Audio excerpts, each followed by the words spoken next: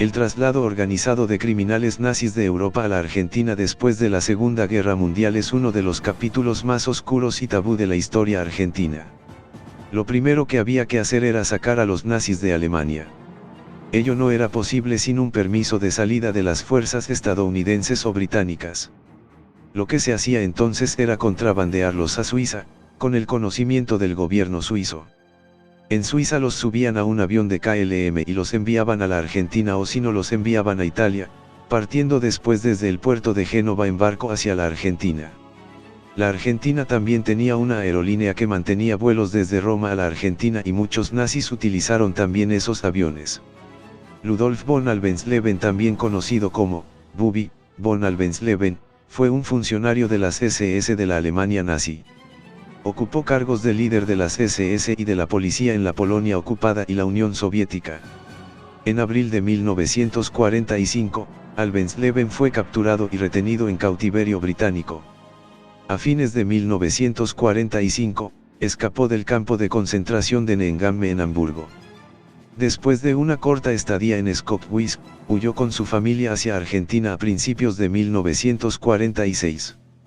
Aunque no hay datos precisos sobre la fecha de su llegada al país, un documental del año 2000 registra que el 27 de noviembre de 1952, el gobierno de Juan Domingo Perón le otorgó la ciudadanía argentina a von Alvensleben bajo el nombre falso de Carlos Luque.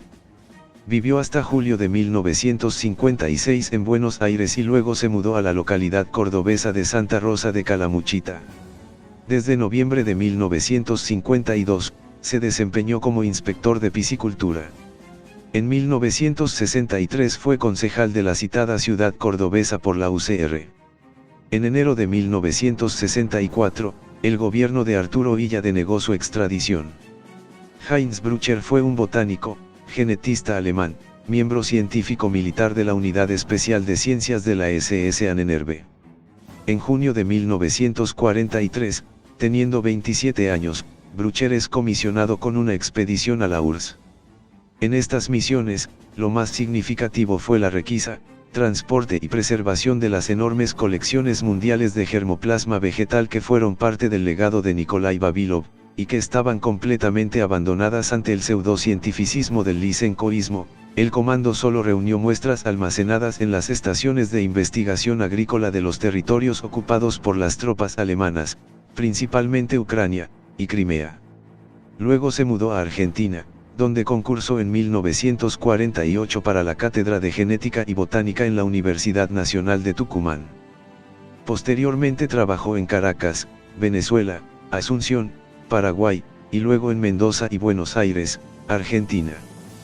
También trabajó en Pretoria, Sudáfrica, en 1964 a 65.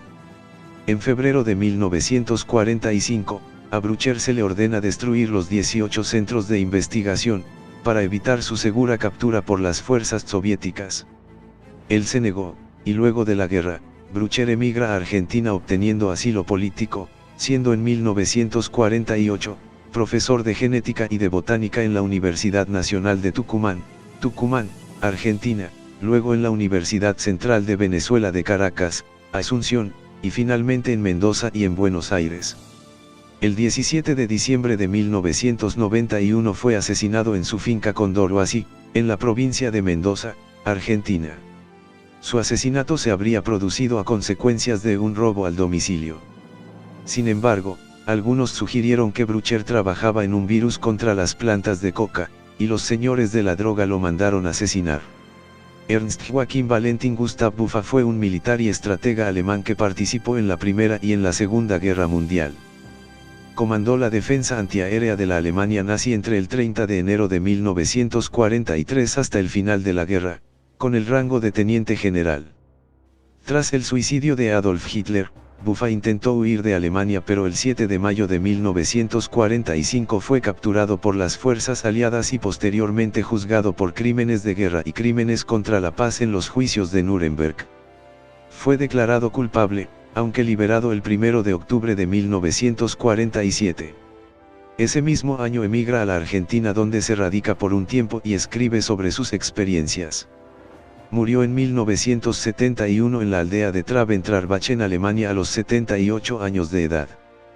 Pierre Dac, también conocido como Pierre Adam, fue un periodista, militar, político y colaborador nazi belga nacionalizado argentino.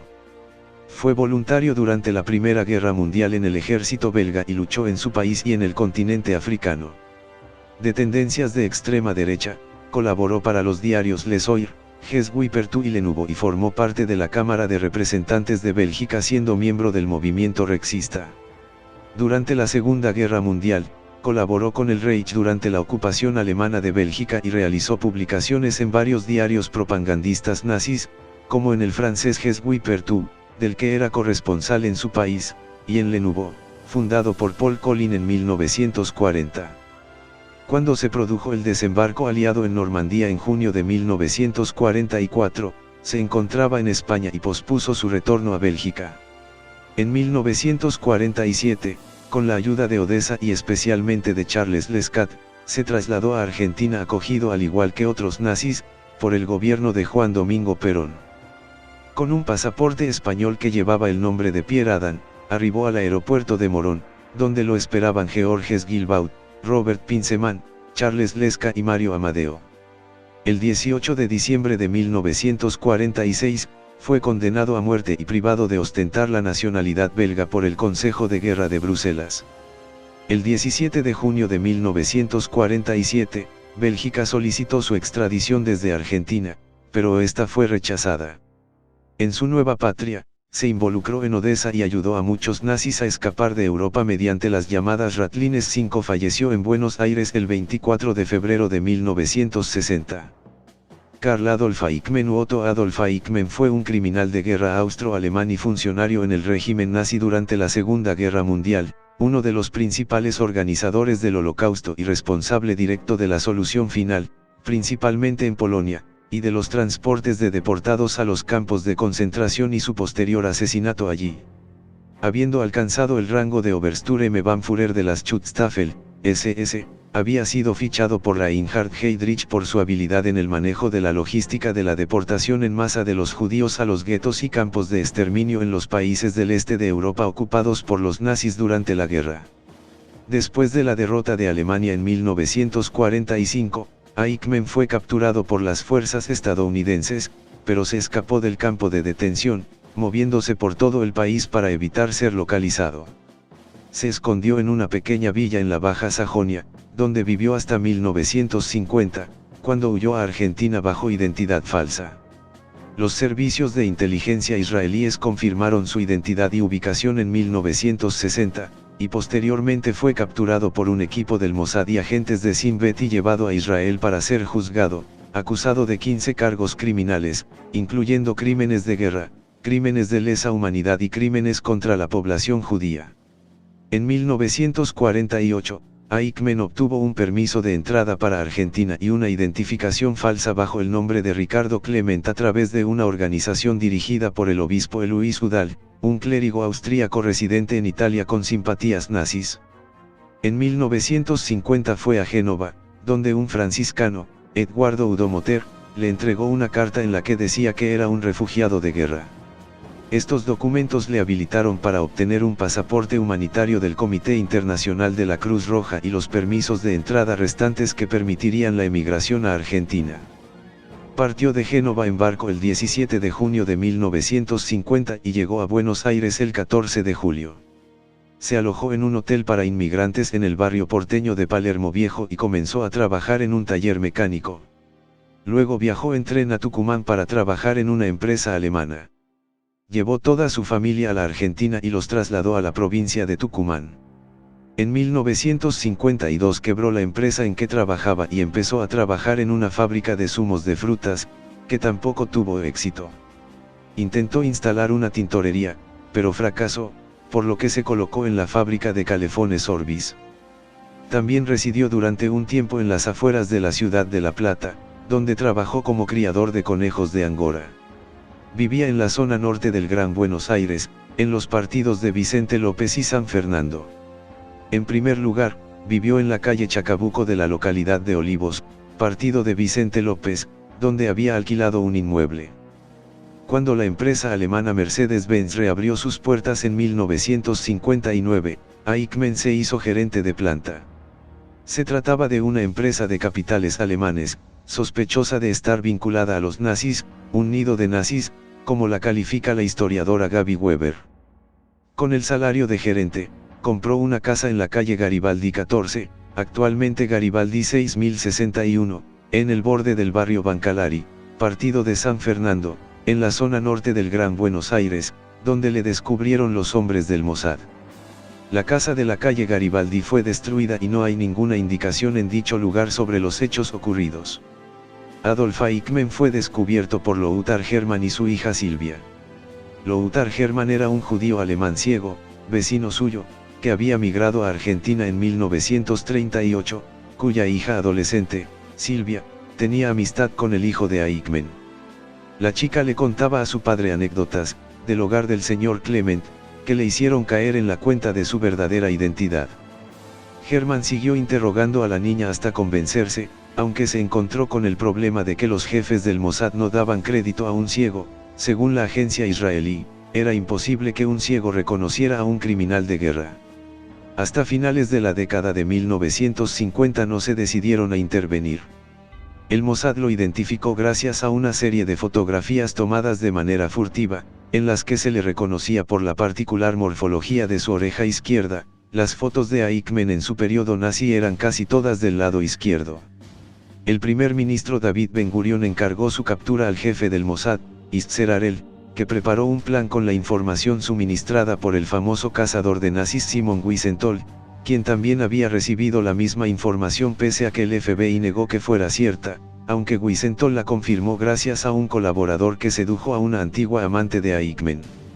El 1 de marzo de 1960, Harel envió a Buenos Aires a Zvi Aharoni, jefe interrogador del Savak, que tras unas semanas de investigación fue capaz de confirmar la identidad del fugitivo. Como el Estado argentino solía rechazar las solicitudes de extradición de criminales nazis, el primer ministro israelí David Ben-Gurion optó por ordenar la captura ilegal de Eichmann. El propio Harel llegó en mayo de 1960 para supervisar la captura. Rafi Eitan fue designado líder del grupo de 8 agentes, la mayoría de ellos agentes del Shin Bet, Savak. El 1 de mayo de 1960, un grupo de Nokmin, vengadores, en hebreo, del Mossad llegaron por vía aérea a Buenos Aires e iniciaron la denominada Operación Garibaldi, por el nombre de la calle donde residía Eichmann. Este equipo, dirigido por Rafi Eitan y coordinado por Peter Molkin, especialista en secuestros y maquillajes, empezó una vigilancia de casi 2 semanas, descubriendo que Eichmann era un hombre de hábitos cotidianos, lo que facilitó la elección del lugar de secuestro. El 11 de mayo de 1960 lo esperaron en una calle, fingiendo una avería, y cuando Eichmann bajó de su autobús, uno de los agentes, Peter Molkin, lo llamó con la única frase que conocía en español: "Un momentito señor". En ese momento, los agentes lo rodearon y lo metieron en el coche. Una vez dentro, uno de los agentes del Mossad le habló en alemán, dándole a entender de esta forma que su fuga había terminado. Fue trasladado a un piso franco, donde fue interrogado. Dijo llamarse Ricardo Clement y luego Otto Henniger. Finalmente dio su número correcto de las SS y admitió su verdadera identidad. Al día siguiente de su secuestro, la empresa Mercedes-Benz, sin saber oficialmente qué le había sucedido, dio de baja a Eichmann del registro de pensiones. Las autoridades argentinas retrasaron una semana la entrada del avión de la aerolínea israelí El Al por motivos burocráticos, lo que incrementaba la posibilidad de que los familiares o amigos de Eichmann dieran la alarma. Mientras esperaban, obligaron a Eichmann a firmar una carta que decía: "Yo, Adolf Eichmann, por medio de esta carta declaro que voy a Israel por mi propia voluntad a limpiar mi conciencia". El 20 de mayo de 1960, el Mossad sacó a Eichmann del país, drogado, disfrazado de mecánico y con pasaporte falso, y lo condujo a la ciudad de Haifa, en Israel. Por este secuestro, la Cancillería argentina, por medio del embajador Mario Amadeo, el presidente de Argentina era Arturo Frondizi, denunció una grave violación de su soberanía ante el Consejo de Seguridad de Naciones Unidas. Argentina recibió apoyo del organismo internacional, pero Israel nunca tuvo intenciones de devolver al criminal nazi, lo que generó un grave incidente diplomático entre Argentina e Israel. Hans Kaspar Kreuger. Fue un Untersturmführer y corresponsal de guerra sueco. Kreuger sirvió entre otros en el SS Standarte Kurtegers. En abril de 1945, Kreuger asumió su última tarea en las Waffen-SS cuando se unió a 33ª División de Granaderos SS Voluntarios Charlemagne en las batallas de Berlín. Después de la rendición de Alemania, Kreuger terminó en custodia de Estados Unidos, pero logró escapar y junto con otros 4 voluntarios escandinavos de las SS emigró a Argentina, donde vivió hasta su muerte en 1977, trabajando como instructor en el ejército argentino. Kreuger viajó a menudo a Europa para asistir a las reuniones de los veteranos de las Waffen-SS. En Buenos Aires Kreuger comenzó la agencia de viajes Vía Nord, a través del norte, que sirvió como una especie de cubierta bien organizada de contrabando de refugiados nazis que huían de Europa. Además de los pasajes, Kreuger también organizó visas, alojamiento y trabajo para los refugiados. Una de las personas a las que Kreuger ayudó a escapar fue el austríaco Oberscharführer Josef Schwamm Berger, comandante del gueto de Przemysl entre 1942 y 1944 y criminal de guerra. Hans Kaspar Kreuger murió en un accidente automovilístico en Buenos Aires el 15 de agosto de 1977. Walter Kuttmann. Fue un Untersturmführer de las SS y oficial de la Gestapo. Fue responsable de la masacre de 2000 judíos polacos en el Viby, Polonia en 1941. Estando en Francia a fines de 1944, desertó para refugiarse en Vigo, España, bajo la fachada de un fraile carmelita llamado Pedro Ricardo Olmo, residente en Vigo. Luego, cuando el gobierno de Franco empezó a desentenderse de los refugiados nazis, en 1947, se amparó en la red Odesa y se trasladó por vía marítima en la motonave Monte Amboto bajo la apariencia de un monje católico, arribando a Argentina el 16 de enero de 1948 con un pasaporte español que le otorgó una nueva identidad. Antes de esto, todavía en España, también consta que estuvo retenido durante un tiempo, con nombre falso, en el campo de concentración de Miranda de Ebro 23. Fue asimilado como parte del personal directivo de la compañía eléctrica Osram sirviendo como encargado de compras. En ese país se casa en agosto de 1973 con una ciudadana de origen alemán llamada Geralda Baumler, una empresaria del rubro veterinario radicándose en la ciudad balnearia de Miramar. En junio de 1975 el periodista Alfredo Serra de la revista Gente lo encontró e identificó en Miramar exponiéndolo en un artículo. El célebre cazador de nazis Simon Wiesenthal lo descubrió y gestionó en Viena la extradición de Kuttmann. La Interpol, previa comprobación de las partidas de ciudadanía y matrimonio, que resultaron falsas, solicitó su detención ante el gobierno argentino siendo detenido en 1975, pero escapó perdiéndose su rastro. Ese mismo año se le canceló su ciudadanía argentina y se realizó un segundo pedido de extradición en 1985 donde fue nuevamente arrestado por funcionarios de la Interpol en la localidad de Vicente López. Dada su precaria salud fue mantenido en un hospital prisión en Buenos Aires donde falleció de un ataque cardíaco. Su supuesta esposa fue denunciada a las autoridades por maltrato animal al aplicar eutanasia, por gaseamiento en cámaras, a perros desamparados de la capital bonaerense. René Lagroux. Fue un político belga y colaboracionista con Alemania nazi. Originario de Flandes Occidentales, Lagroux trabajó como abogado en Amberes. Lagroux entró en acción con las Waffen-SS en el frente oriental y algunos informes iniciales sugieren erróneamente que murió en batalla. Sin embargo, Lagroux sobrevivió y fue capturado por los aliados en Francia, pero logró escapar a España. En mayo de 1946 su nombre fue uno de los 3 en la lista negra enviada por el gobierno de Bélgica a España, donde se estaba escondiendo junto con Lian de Grelle y Pierre Dac.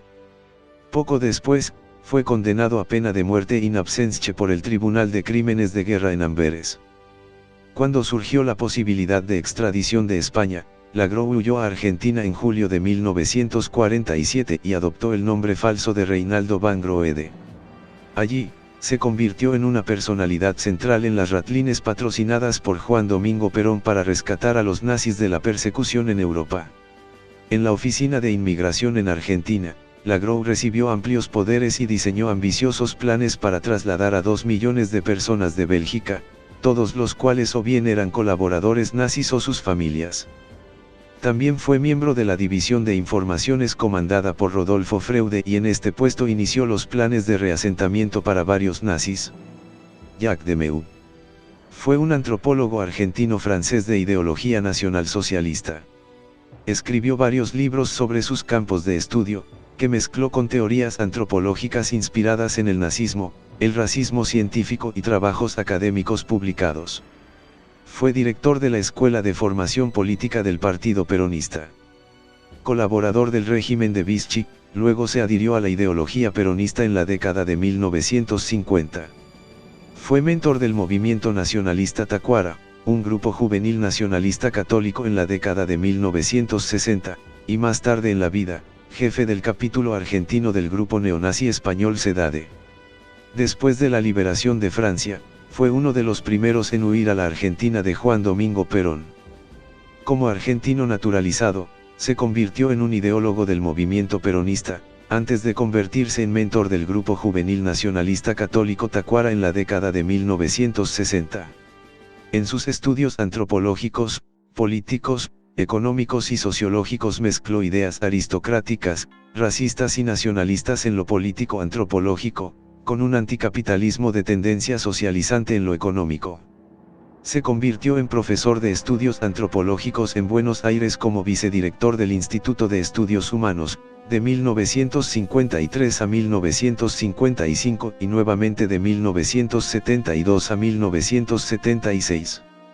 Enseñó economía, etnografía y francés en la Universidad Nacional de Cuyo, 1948 a 1955, y en la Universidad del Salvador, 1964 a 1965, Díez también fue miembro de la Academia Argentina de Sociología, 1952 a 1955, y conferencista de las Fuerzas Armadas de la República Argentina, 1961 a 1971.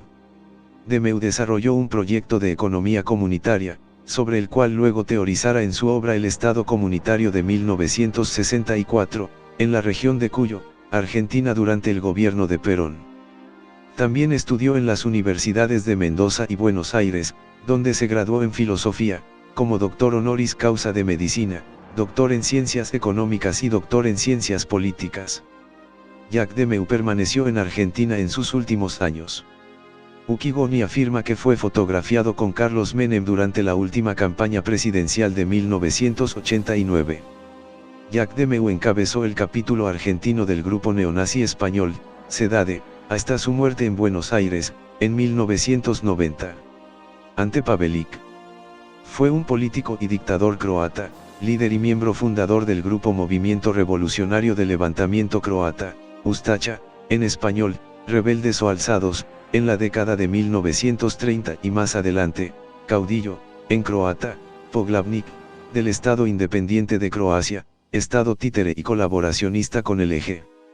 El 6 de mayo de 1945, huyó de Zagreb a Austria, donde permaneció algunos meses antes de huir a Roma, donde la Iglesia Católica lo ocultó a pesar de su condición de criminal de guerra, como se prueba en documentos desclasificados de la inteligencia de los Estados Unidos. Detenido brevemente por los británicos en Austria, fue liberado. El centro de ayuda a los exiliados ustachas en Italia fue el Colegio de San Girolamo degli Igirici, dirigido por croatas. Llegó a la capital italiana en 1946, disfrazado de monje y con pasaporte español. Durante ese año y el siguiente residió en el Colegio de San Girolamo y en otros lugares de la ciudad. Los servicios secretos estadounidenses sabían que residía en Roma pero no estaban interesados en la detención de ningún anticomunista de zonas del este de Europa, debido a la creciente tensión con el bloque soviético. Tras sopesar su arresto, la posible pérdida de las simpatías de los emigrados ustachas hizo que las autoridades militares desistiesen de arrestarlo.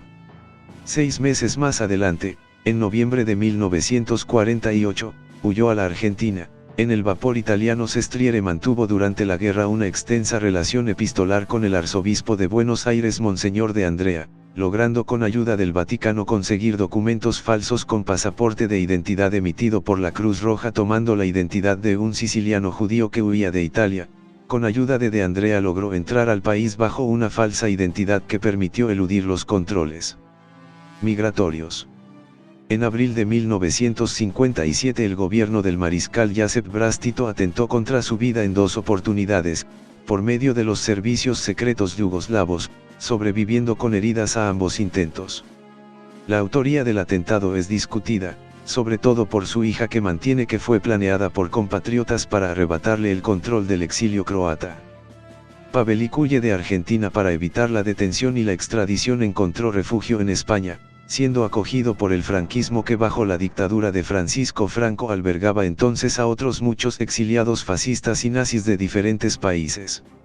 Murió por complicaciones derivadas de las heridas sufridas en el atentado, en el ostracismo, en un hospital alemán en Madrid el 28 de diciembre de 1959.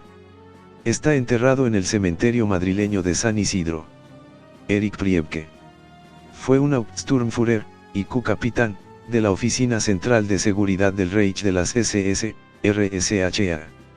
Es conocido por haber sido el principal colaborador de Herbert Kappler I en la masacre de las fosas ardeatinas, donde fueron asesinados 335 ciudadanos italianos. Al finalizar la guerra, escapó hacia Austria y Argentina. Se estableció en San Carlos de Bariloche, donde fue un destacado miembro de la comunidad alemana. En 1995 fue descubierto por un canal de televisión estadounidense, luego de lo cual fue detenido y extraditado a Italia, donde fue condenado a cadena perpetua.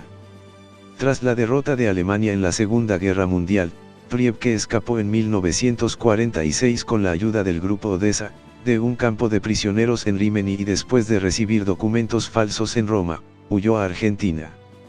Pasó un muy breve tiempo en Buenos Aires y luego viajó hacia donde sería su lugar de residencia por un medio siglo, San Carlos de Bariloche, en las estribaciones de los Andes de Argentina. Priebke fue apoyado, en particular por parte de algunos sacerdotes de Tirol del Sur como Johann Coredini de Vipiteno y Franz Povitzer de Bolzano, así como también del vicario separatista filonazi Luis Pompanin, que le dio el bautismo católico, y fue ayudado en su fuga de la red de contactos manejados por el sacerdote croata Krunoslav Draganovic, afiliado al partido nazi. En 1994, 50 años después de la masacre, Priebke fue ubicado tras trabajo arduo basado en el libro de Buch, y forzado a una entrevista en la calle por el periodista estadounidense Sam Donaldson, de la cadena de noticias ABC. Priebke consideró que no era ya un riesgo referirse al incidente y reconoció su autoría en los asesinatos en Italia, sin ningún remordimiento por los hechos ocurridos. Alegó que recibió órdenes superiores y su deber era ejecutarlas. Al ser interpelado como criminal de guerra, Priebke terminó en forma abrupta la improvisada entrevista. El impacto que causó en Bariloche fue enorme, tal que cuando en 1994 se destapó su pasado, gran parte de la sociedad se resistió a creerlo. Inclusive un periódico local realizó una campaña a favor de Priebke, en la que se resaltaban las acciones de bien llevadas a cabo por él, y poniendo en duda que un afable abuelo y ciudadano ejemplar hubiera cometido los crímenes de los que se le acusó. La situación fue muy delicada, pues gran parte de la sociedad en principio se negó a aceptar que uno de sus vecinos más significativos hubiese cometido los crímenes de guerra denunciados, aunque en forma gradual se fue imponiendo el convencimiento de lo que en verdad sucedió. La difusión de esta información despertó la ira de muchos italianos supervivientes que no habían olvidado el criminal incidente.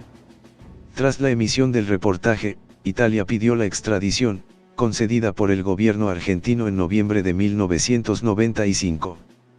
Tras su llegada a la península, fue encarcelado en la prisión militar de Forte Boxea, en Roma.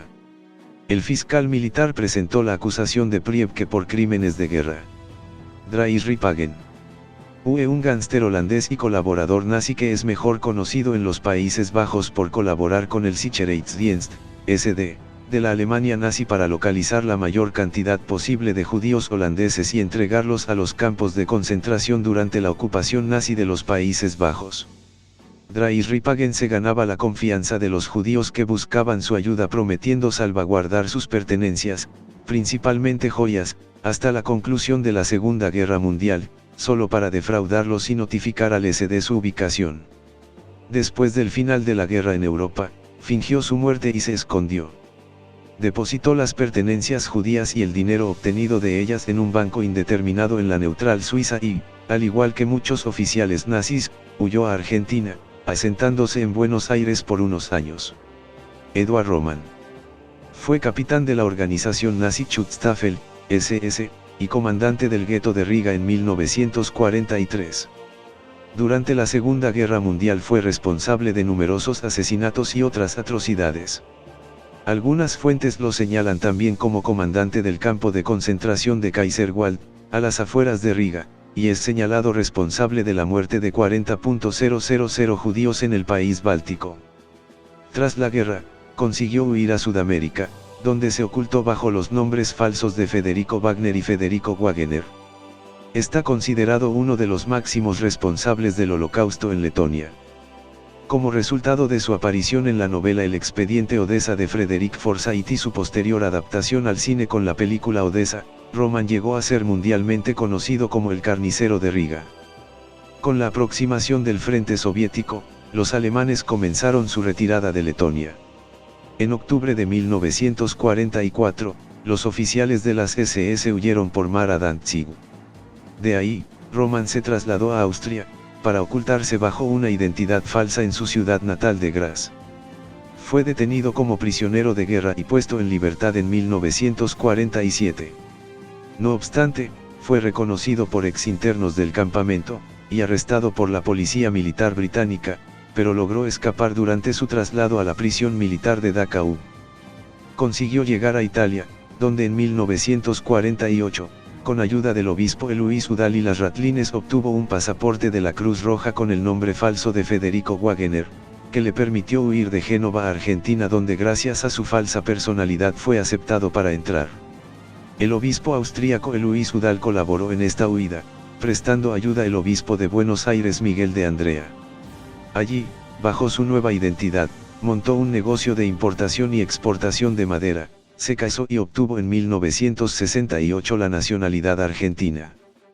Como resultado de la orden del Tribunal de Hamburgo, en octubre de 1976 la Embajada de Alemania Occidental en Argentina cursó una petición de extradición de Roman a Alemania para enfrentar los cargos de asesinato múltiple de judíos durante la Segunda Guerra Mundial. El 5 de julio de 1977, la dictadura argentina emitió un comunicado considerando la solicitud, a pesar de que no existía un tratado de extradición con Alemania Occidental, y que Rocham aún no había sido detenido. Ante el peligro de ser capturado, Eduard Roman huyó a Paraguay. A las 8 en punto de la noche del 6 de julio de 1977, el ómnibus de la compañía La Internacional salió de Buenos Aires rumbo a Puerto Falcón, a 15 kilómetros de Asunción del Paraguay. Murió un mes después, el 8 de agosto, en un hospital de Asunción. Hans Ulrich Rudel fue un célebre piloto de combate alemán, que pilotaba cazas, bombardero y cazablindados. Fue poseedor hasta su muerte de la más alta condecoración alemana de su época, la Cruz de Hierro con hojas de roble en oro, espadas y diamantes del Tercer Reich. En la posguerra, fue un destacado activista neonazi en América Latina y Alemania Occidental.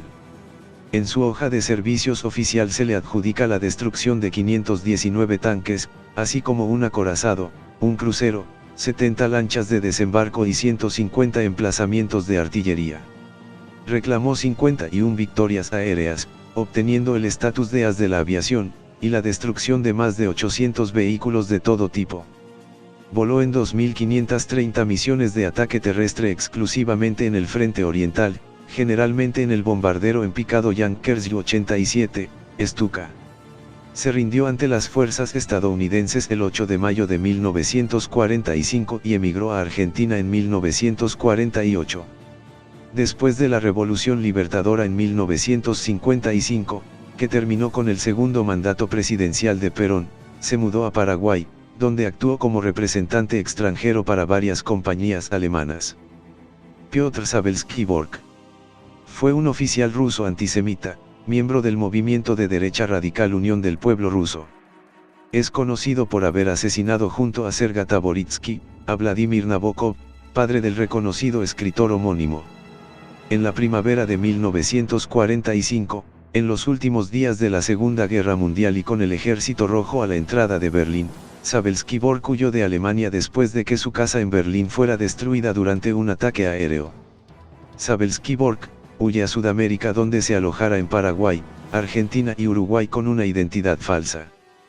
Participó en la producción de publicaciones monárquicas y cristianas ortodoxas en América hasta su muerte por tuberculosis pulmonar el 18 de agosto de 1952.